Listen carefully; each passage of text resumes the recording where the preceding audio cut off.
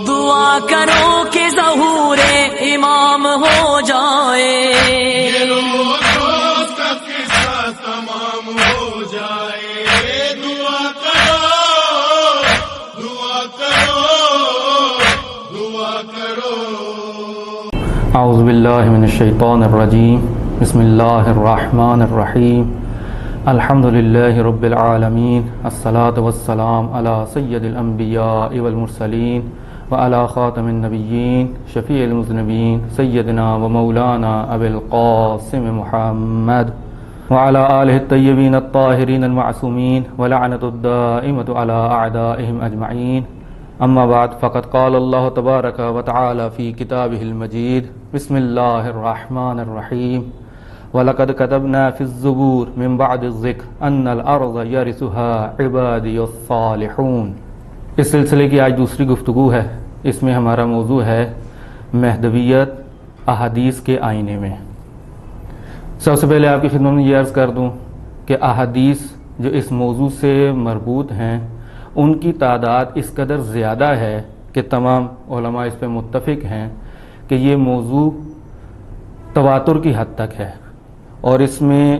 800 سے زیادہ، 800 سے لے کے 1000 تک کی احادیث ہمارے معتبر منابع کے اندر موجود ہیں۔ اس سے پہلے کہ احادیث کے بارے میں کچھ عرض کروں، اس کے منابع کو عرض کر دوں آپ کی خدمت میں کہ جن منابع میں، جن کتب احادیث میں یہ احادیث ہماری موجود ہیں۔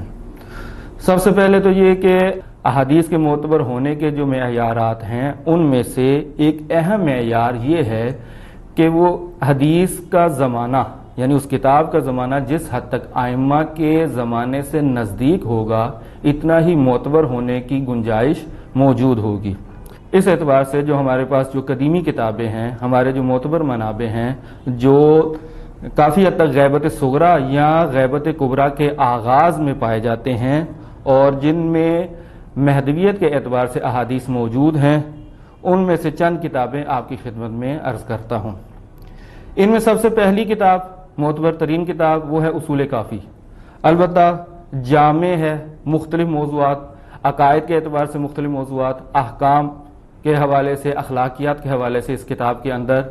یعنی ہر موضوع کے اعتبار سے احادیث پائی جاتی ہیں۔ اسی کا ایک حصہ، البتہ کافی حد تک یعنی مفصل حصہ موجود ہے جو کسی نہ کسی طرح مہدویت کے ساتھ مربوط ہے۔ اس کے مصنف شیخ کلینی، ان کا متوفی وہ 329 ہجری ہے۔ 329 ہجری وہ سال ہے کہ جس سال غیبت صغریٰ کا اختتام ہوا اور غیبت کبریٰ کا آغاز ہوا۔ یعنی اگر ہم یہ دیکھیں کہ یہ شیخ کلینی کی ساری زندگی وہ غیبت صغریٰ میں گزری ہے، اور بہرحال معلوم نہیں ہے، لیکن اگر ان کا سن اگر ہم اس طرح سے حساب کریں کہ اگر 75 سال سے زیادہ مانا جائے تو اس کا معنی یہ ہوگا کہ یہ امام زمانہ علیہ الصلوۃ والسلام سے بھی پہلے پیدا ہوئے ہیں، چونکہ غیبت صغریٰ جب ختم ہوئی تو امام کی عمر تقریباً 75 سال تھی۔ بہرحال یہ 329 میں ان کی وفات ہے، اور یہ کتاب بلا شبہ غیبت صغریٰ کے دور میں لکھی گئی ہے۔ دوسری کتاب انہی کے شاگرد ہیں نعمانی، غیبت نعمانی کے نام سے ان کی کتاب ہے۔ ان کا متوفی ہے 360 ہجری، اور انہوں نے جو، البتہ یہ اس کتاب کی خصوصیت یہ ہے کہ یہ ساری کی ساری کتاب امام زمانہ کے عنوان پہ لکھی گئی ہے، یعنی اس کی تمام احادیث وہ امام سے متعلق ہیں، یعنی اصول کافی کی طرح نہیں ہے جو جامع کتاب تھی، لیکن یہ کتاب صرف امام سے متعلق لکھی گئی ہے۔ اس کے اندر تقریباً 450 سے زیادہ احادیث امام سے متعلق لکھی گئی ہیں۔ جو تیسری کتاب ہے ہمارے پاس اسی زمانے کے لکھی ہوئی معروف کتاب کمال الدین و تمام النعمہ، یہ شیخ صدوق علیہ رحمہ کی لکھی ہوئی کتاب ہے کہ جن کا متوفی ہے 381 ہجری، یعنی غیبت کبریٰ کے آغاز میں یہ کتاب لکھی گئی ہے۔ اس کتاب کی ایک خصوصیت تو اس کے خود مصنف ہیں کہ جو اپنی زندگی میں یہ فخر کیا کرتے تھے کہ میں امام زمانہ کی دعا سے پیدا ہوا ہوں، یعنی ان کے والد نے امام کے ایک نائب کو خط لکھا اور انہوں نے دعا کی، امام نے دعا کی، جس کے بدلے میں امام اس دعا کے نتیجے میں شیخ صدوق متولد ہوئے، لہٰذا یہ ساری زندگی فخر کیا کرتے تھے اس بات پہ کہ میں امام زمانہ کی دعا سے پیدا ہوا ہوں۔ اور دوسری اس کتاب کی خصوصیت یہ ہے کہ یہ کتاب امام کے حکم پر لکھی گئی ہے، کہ معروف اس کے بارے میں یہ ہے کہ جو خود شیخ صدوق نے اپنی اسی کتاب کے مقدمے میں لکھا کہ ایک رات سوتے ہوئے انہوں نے خواب میں امام زمانہ علیہ الصلوۃ والسلام کی زیارت انہیں حاصل ہوئی۔ وہاں انہوں نے یہ کہا کہ تم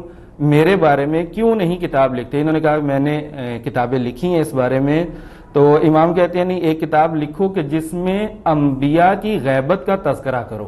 لہٰذا یہ شیخ صدوق نے اسی وقت کہتے ہیں اسی رات شیخ صدوق نے اس کتاب کا آغاز کیا، اور اس میں گزشتہ انبیاء جن کی تعداد اچھی خاصی اور ہم نے گزشتہ گفتگو میں ان کے نام لیے تھے، ان انبیاء کی غیبتوں کا تذکرہ اس کتاب میں مفصل انداز میں موجود ہے۔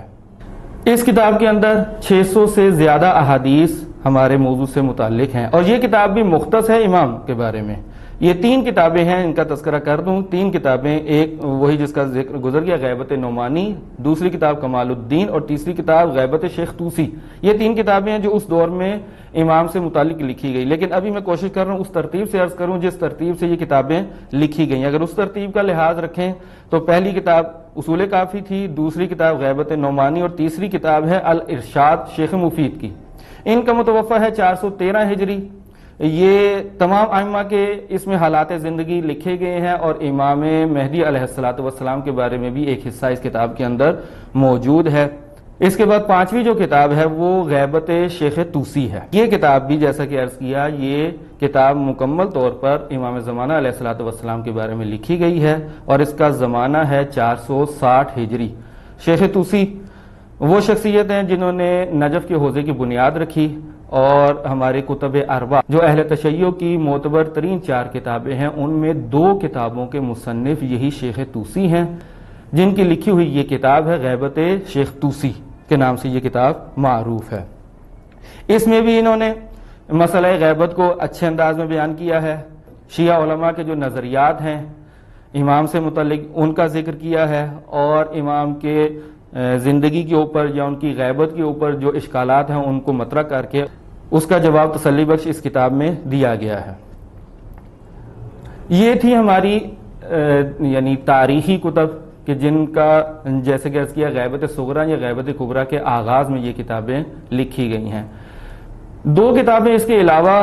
بہت اہمیت کی حامل ہیں۔ یہ 2 کتابیں موجودہ زمانے میں لکھی گئی ہیں۔ ان کی خصوصیت یہ ہے کہ انہوں نے تمام کتابوں سے، تمام کتب احادیث سے امام زمانہ سے متعلق جو احادیث تھیں ان کو اکٹھا کیا ہے۔ یہ 2 کتابیں، جن میں سے ایک معجم الاحادیث امام مہدی علیہ الصلوۃ والسلام، یہ علامہ قرانی اور علامہ طبسی اور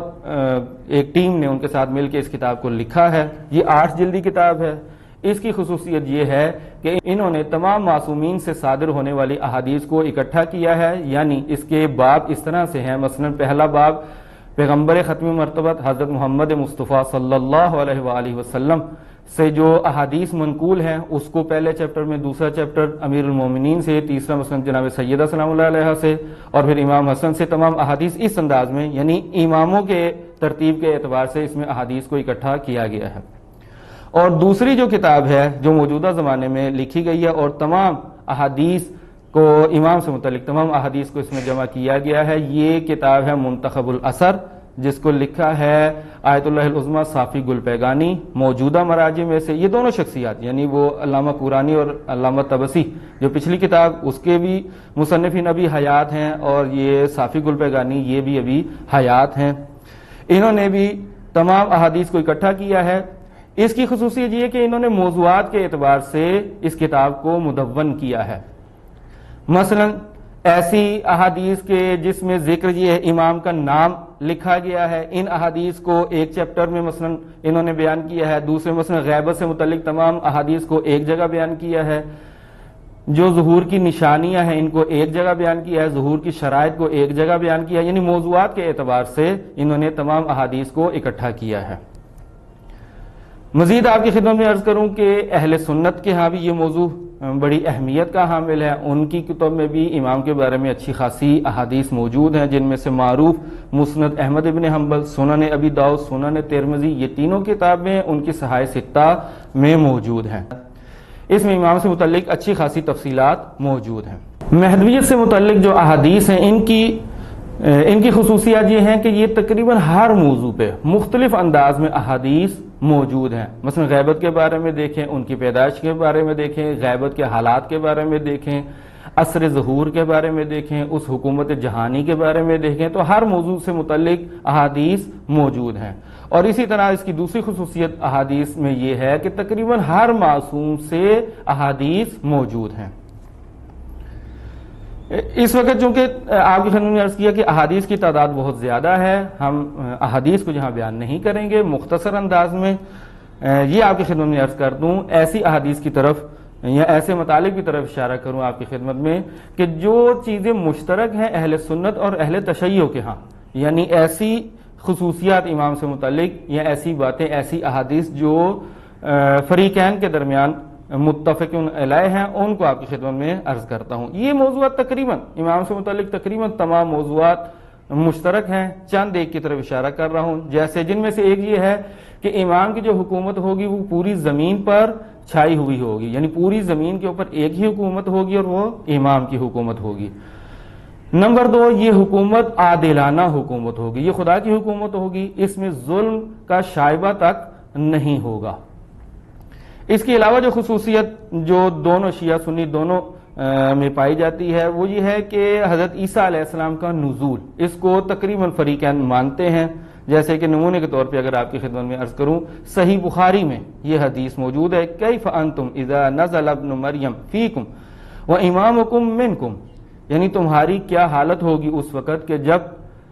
حضرت عیسیٰ نازل ہوں گے اور تمہارے امام تمہارے درمیان موجود ہوں گے۔ اس انداز سے یہ صحیح بخاری میں یہ حدیث موجود ہے،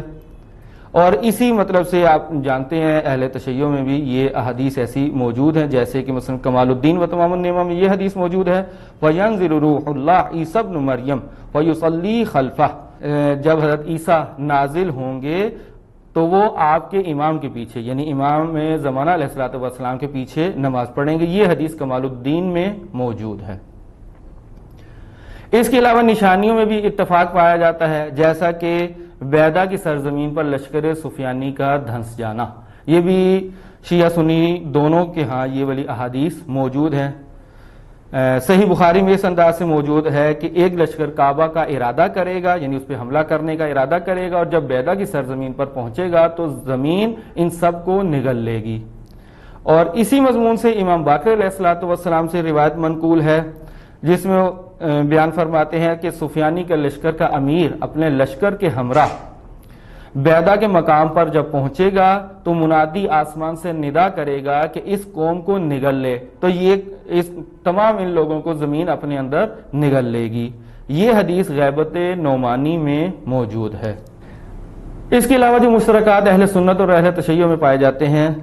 جیسا کہ امام مہدی علیہ السلام کا عطرت پیغمبر میں سے ہونا اور جناب سیدہ زہرا سلام اللہ علیہا کی اولاد میں سے ہونا، معروف یعنی جو جملہ المہدی من عطرتی، کہ مہدی میری عطرت میں سے ہوں گے، یہ سنن ابی داؤد میں یہ حدیث موجود ہے۔ اور اسی سے مشابہ پیغمبر صلی اللہ علیہ وآلہ وسلم فرماتے ہیں کہ مہدی میری عطرت میں سے اور فاطمہ کے فرزندوں میں سے ہوگا۔ یہ حدیث غیبت شیخ طوسی کے اندر موجود ہے۔ اس کے علاوہ یہ چیز کہ پیغمبر کے ہم نام ہوں گے، اسمہ اسمی، یہ اسمہ اسمی کا کلمہ سنن ابی داؤد اہل سنت کی معروف کتاب اور اسی طرح اہل تشیع کی معروف کتاب کمال الدین و تمام النعمہ میں موجود ہے۔ اس کا مطلب ہرگز یہ نہیں ہے کہ اس کے بارے میں یہ ایک حدیث ہے، میں صرف نمونے کے طور پہ آپ کے خدمت میں چند احادیث کو بیان کر رہا ہوں، وگرنہ احادیث کی تعداد یعنی اس موضوع سے متعلق بھی احادیث کی تعداد وہ کافی زیادہ ہے۔ اب ہم تبرکاً ہر امام سے ایک ایک روایت کو بیان کر دیتے ہیں۔ پیغمبر صلی اللہ علیہ وآلہ وسلم فرماتے ہیں، خوش نصیب ہے وہ شخص جو ان سے محبت کرتا ہوگا اور خوش نصیب ہے وہ شخص جو ان کی امامت پر ایمان رکھتا ہو۔ حضرت علی علیہ السلام فرماتے ہیں इमाम का वो नाम नहीं ले रहा जो लक़ब यहाँ पे जिक्र किया गया है इमाम महदी अलैहिस्सलाम के बारे में कि गुशाइश व ज़हूर के मुंतज़िर रहो, यानी इमाम की गुशाइश व ज़हूर के मुंतज़िर रहो और खुदा की रहमत से मायूस न होना कि बेशक खुदावंद आलम के नज़दीक सबसे ज़्यादा पसंदीदा काम ज़हूर इमाम का इंतज़ार है। बस इस हदीस से जो एक चीज़ हमें समझ आती है वो ये है कि इमाम का इंतज़ार में किसी हद तक मायूसी का पहलू पाया जाता होगा, और वो हम देख रहे हैं कि इस कदर तुलानी ग़ैबत है जिसकी वजह से जो ईमान में कमज़ोर हैं, जिनका ईमान कमज़ोर है, वो इस मसले में मायूसी का शिकार हैं। और मौला अमीर अलैहिस्सलाम फरमाते हैं कि इसमें मायूसी का शिकार न होना और ये जहन में रखना कि ये खुदावंद आलम को ये काम यानी ज़हूर का इंतज़ार पसंदीदा तरीन काम है। इसके अलावा इमाम हसन अलैहिस्सलाम से जो रिवायत नमूने के तौर पे हम नकल कर रहे हैं,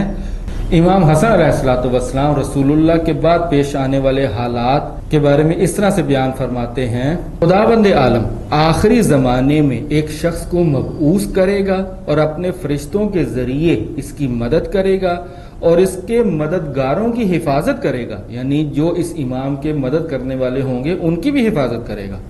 और इसको तमाम अहले ज़मीन पर गलबा अता करेगा, यानी पूरी ज़मीन पर इस इमाम का गलबा होगा और वो ज़मीन को अदालत, नूर और वाज़ेह दलीलों से भर देगा। खुश नसीब है वो शख्स जो इस ज़माने को दर्क करे और इनकी बात को समझे, यानी इनकी इताअत करे। और इसी तरह इमाम हुसैन अलैहिस्सलाम फरमाते हैं, खुदावंद आलम इस महदी के जरिए मुर्दा जमीन को जिंदा व आबाद कर देगा और इसके जरिए दीन हक को तमाम अदियान पर गलबा अता करेगा, यानी इमाम के आने से जो दीन इस्लाम है ये तमाम अदियान पर गलबा पा जाएंगे। हर चंद के ये बात मुशरिकीन को अच्छी न लगे, वो गैब यानी वो इमाम वो गैबत इख्तियार करेगा जिसमें एक गिरोह दीन से गुमराह हो जाएगा, यानी उस गैबत के दौर में एक गिरोह होगा कि जो दीन से गुमराह हो जाएगा और एक गिरोह दीन पर साबित कदम रहेगा। बेशक जो शख्स इनकी गैबत के जमाने में तकालीफ और तकजीब पर सब्र करे, चूंकि जो गैबत के ज़माने में इन पे एतकाद रखता होगा ज़ाहिर है उसे मुश्किलात उठाना पड़ेंगी, लोग मजाक भी उड़ाएंगे, लोग मुख्तलिफ तरह की तकलीफें देंगे, जुटलाएंगे। इमाम फरमाते हैं जो उन तकालीफ पर और उस जुटलाए जाने पर सब्र करेगा वो शख्स इस शख्स की मानंद होगा जिसने रसूल खुदा सल्लल्लाहु अलैहि वसल्लम के हमरा तलवार से जिहाद किया हो। इमाम सज्जाद अलैहिस्सलाम फरमाते हैं जो शख्स इमाम की गैबत के ज़माने में हमारी मुवद्दत और हमारी दोस्ती पर साबित कदम रहे, खुदावंद आलम इसको शुहदाए ओहद के 1000 शहीदों के बराबर सवाब इनायत फरमाएगा। इमाम बाकिर अलैहिस्सलाम फरमाते हैं एक ज़माना वो आएगा जब लोगों का इमाम गायब होगा, बस खुश नसीब है वो शख्स जो इस ज़माने में हमारी विलायत पर साबित कदम रहे। बस इसमें दो चीजें, एक तो वो खुश नसीब है जो साबित कदम रहे और दूसरा इन तमाम रिवायात से जो नतीजा निकलता है ऐसा मालूम होता है कि विलायत पर साबित कदम रहना उस दौर में एक मुश्किल काम होगा। इमाम सादिक अलैहिस्सलाम फरमाते हैं इमाम महदी अलैहिस्सलाम के लिए 2 गैबतें होंगी, एक मुख्तसर मुद्दत की गैबत और एक तुलानी मुद्दत की गैबत, जैसा कि हम देख रहे हैं कि एक गैबत सुगरा है और एक गैबत कुबरा है। इमाम मूसा काज़िम अलैहिस्सलाम फरमाते हैं इमाम महदी अलैहिस्सलाम लोगों की नजरों से पोशीदा रहेंगे लेकिन मोमिनीन के दिलों में इनकी याद ताज़ा रहेगी। इमाम रिजा अलैहिस्सलाम फरमाते हैं जिस वक्त इमाम महदी अलैहिस्सलाम क़याम करेंगे तो इनके वजूद के नूर से जमीन रोशन हो जाएगी और वो लोगों के दरमियान हक और अदालत के तराजू करार देंगे और इस मौके पर कोई किसी पर जुल्म सितम नहीं करेगा। ये इशारा है कि इमाम के ज़हूर के बाद अदल और इंसाफ एक खास नोयत का होगा और उसमें किसी भी शख्स के ऊपर जुल्म और ज्यादती नहीं होगी। जैसा कि हमारे दौर में बस औक़ात عدالتوں سے انصاف نہیں مل پاتا، اس دور کے بارے میں بیان کیا جا رہا ہے کہ اس دور میں سب کو انصاف ملے گا اور کسی پر بھی ظلم و ستم نہیں ہوگا۔ امام محمد تقی علیہ الصلوۃ والسلام فرماتے ہیں امام مہدی کی غیبت کے زمانے میں مومنین کو ان کے ظہور کا انتظار کرنا چاہیے، اور جب وہ ظہور اور قیام کریں تو ان کی اطاعت کرنی چاہیے۔ امام علی نقی علیہ الصلوۃ والسلام فرماتے ہیں میرے بعد میرا فرزند حسن، یعنی امام حسن عسکری علیہ الصلوۃ والسلام، میرے بعد میرا فرزند حسن امام ہوگا، اور ان کے بعد ان کا فرزند، اب میں امام کا اسی لقب کا ذکر گزشتہ روایات میں بھی تھا کہ جس کے لیے مناسب ہے کہ انسان کھڑا ہو، میں اس اسم کو بدل کے تو امام مہدی کے نام سے کہتا ہوں۔ فرماتے ہیں اور ان کے بعد ان کا فرزند مہدی امام ہوگا، وہ زمین کو عدل و انصاف سے بھر دے گا جیسا کہ ظلم و جور سے بھر چکی ہوگی۔ اور امام حسن عسکری علیہ الصلوۃ والسلام یعنی پدر بزرگوار امام زمانہ علیہ الصلوۃ والسلام فرماتے ہیں اس خدائے وحدہ لا شریک کا شکر ہے کہ جس نے مجھے اس وقت تک دنیا سے نہ اٹھایا حتیٰ کہ میرا جانشین مجھے دکھایا کہ وہ خلقت اور اخلاق کے لحاظ سے رسول اللہ صلی اللہ علیہ وآلہ وسلم سے سب سے زیادہ مشابہت رکھتا ہے۔ بس یہ نمونے کے طور پہ ہم نے تمام ائمہ سے ایک ایک روایت پڑھی ہے، ایک ایک حدیث کو مشاہدہ کیا ہے اور آپ کی خدمت میں عرض کیا، احادیث کی کتابیں بتا دی۔ خصوصاً میں ہمیں سب سے زیادہ مناسب موضوعات کے اعتبار سے آج کے دور کی لکھی ہوئی کتاب منتخب الاثر ہے، جس میں مفصل انداز میں امام سے متعلق احادیث کو جمع کیا گیا ہے۔ خدا ہمیں توفیق عطا فرمائے کہ ہم اس موضوع کو اچھے انداز میں سمجھ سکیں۔ والسلام علیکم ورحمۃ اللہ وبرکاتہ۔ دعا کرو کہ ظہور امام ہو جائے۔